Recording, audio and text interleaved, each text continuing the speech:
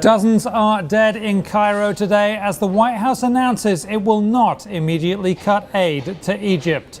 We'll have that and more right here, right now on the News Hub. Good afternoon and welcome. I'm Simon Constable. Which party should the U.S. align itself with when the dust settles? Wall Street Journal Washington Bureau Chief Jerry Seib joins us now with his take. And Jerry, another great column which you say the U.S. has a losing hand.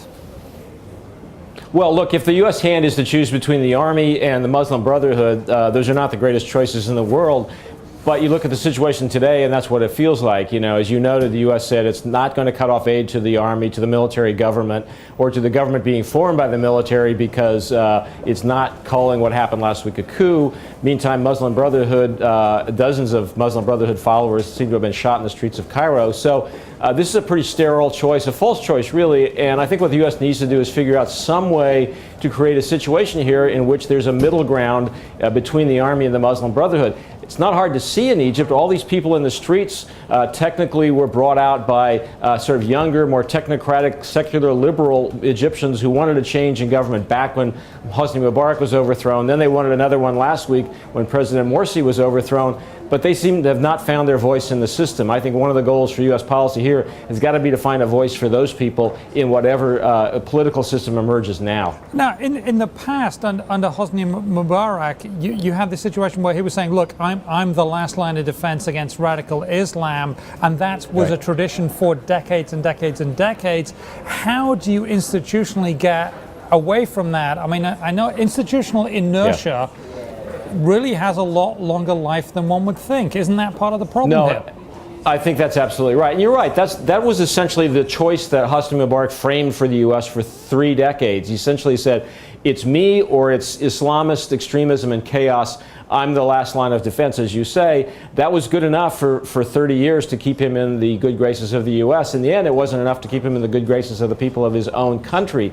So I think what has to happen now is the U.S. has to use the leverage that it has with the power that exists right now, which is essentially a government that is being created by the military. I think that's an argument for keeping military aid flowing. As you know, the White House said today that's what it's going to do. I think you have to use influence with the people who have influence, and right now that's the military there. But the influence has got to be used to convince them to create a broader political process, one that also includes the Muslim Brotherhood, by the way, but that draws other voices into it, and to do this slowly and do it right this time. You know, 2 years ago when Mubarak was gone, I don't think it worked out the way anybody would have hoped.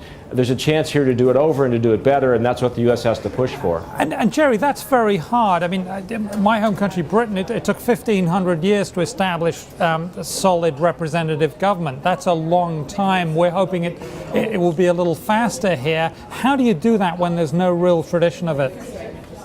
You know, you do it in a messy way, and that's what we're seeing right now. As you note, it's not easy. Even in this country, it took 2 decades and a couple of different constitutions before we sort of got it right. And I don't think anybody should be too impatient with the Egyptians if they didn't quite get it right or the way we would like it to see work the first time around. So I think that's not surprising they have to have another go at it.